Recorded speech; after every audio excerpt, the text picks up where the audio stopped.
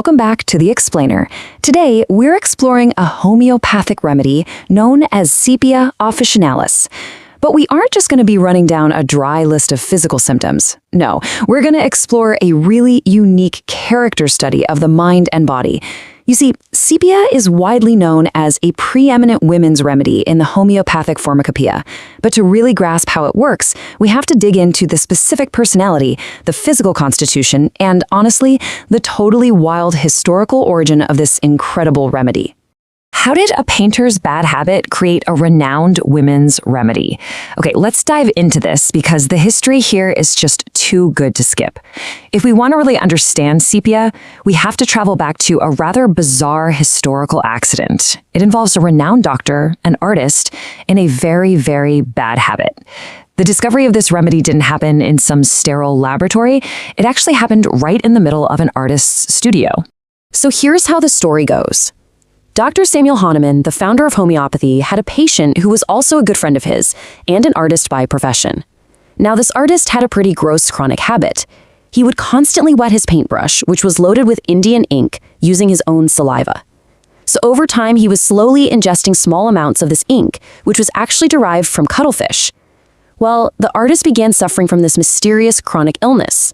Hahnemann, just observing this, put 2 and 2 together and deduced that the Indian ink was the maintaining cause of the disease. He told his friend, "You've got to break the habit." The artist listened, and his symptoms completely resolved. This incredible real-world observation led Hahnemann to conduct a systematic homeopathic proving of the substance, which ultimately gave us the remedy Sepia. To fully grasp what Hahnemann discovered, we need to understand the concept of a drug picture. In homeopathic theory, you don't just match a remedy to an isolated headache or a random stomach ache, you match it to an entire profile. The drug picture basically encompasses the specific psychological traits, the emotional state, and the physical characteristics that a remedy is uniquely suited to treat. So when we talk about Sepia today, we're talking about a highly specific personality type and a very specific physical constitution. This is where things get really fascinating, looking at the connection between the natural world and that drug picture. Remember, Sepia is prepared from the ink bag of the cuttlefish. In nature, when the cuttlefish is cornered by an enemy, what does it do? It releases a cloud of dark ink to create a smokescreen so it can withdraw and escape.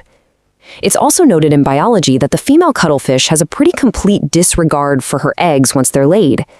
Now, consider the Sepia patient's profile. They are fiercely independent, requiring an exorbitant amount of personal space. When they feel cornered or weighed down by the pressures of life, they mentally and emotionally throw up a smokescreen and withdraw. And when pushed to their absolute limit, they become completely indifferent to their own families. It's just a stunning example of biomimicry. But before we look at the illness, let's establish the baseline. The healthy Sepia is absolutely a force to be reckoned with. Their main goal is to live an independent, joyful, and dignified life. They're inherently independent, often possessing a really distinct artistic or creative flair. They're deeply intuitive, with a strong implicit self-awareness of their own strengths. Because they insist on doing what they like exactly on their own terms, they often project what the sources describe as a masculine edge to their personality. They're incredibly focused, they work continuously with full enthusiasm, and they tend to really thrive in their careers. So what causes this incredibly dynamic, creative person to break down?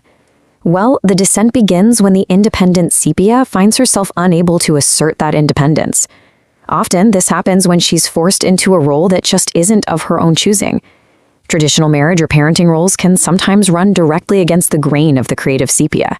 She might find herself doing things just to please her husband or family that internally she completely opposes. She becomes dominated by obligations, her own needs go unmet, and she begins working so hard to balance every little thing that she completely neglects her own health. It's a classic, severe burnout scenario that honestly, a lot of us can probably relate to. And this leads us to the absolute core of the Sepia state, which is captured perfectly in this quote from our sources. Sepia women are quite often indifferent to their families as they are too drained to even care. Now, it's really important to note, this isn't a malicious indifference. It is purely a survival mechanism born out of utter exhaustion. The delicate balance between career, children, and marriage just shatters. The unnurtured Sepia becomes impatient, irritable, and so profoundly worn out that she loses all interest in her work, her sex life, and the people she once loved deeply. Indifference is literally the absolute keynote mind symptom of the Sepia patient. This mental and emotional exhaustion doesn't just stay hidden inside, it manifests visibly. Homeopaths actually look for what is called the telltale face, and this isn't just someone looking a bit tired after a long day. This specific physical look indicates a deep internal derangement of both mental and physical health. The patient might have a yellow, almost earthy complexion with discoloration around the face. The telltale face conveys unspoken suffering. It shows that she has a whole lot more to say about her personal and professional ups and downs than she can easily articulate. In fact, she often can't even narrate her symptoms to a doctor without weeping. It's a really powerful reminder of how emotional exhaustion physically etches itself right onto us. Now, what's really interesting about this is how that emotional emptiness translates into a literal physical sensation. This is a primary keynote symptom known in homeopathy as the all-gone sensation. The patient feels an agonizing emptiness, usually described as a big hollow void, located right deep in the epigastrium, or the pit of the stomach. It's a direct manifestation of the profound physical relaxation and exhaustion of their entire system. And strangely enough, this specific hollow sensation is actually temporarily relieved by eating.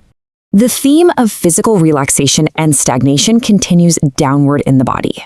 Sepia has a profound action on the female genital organs and the portal system, which produces severe venous congestion.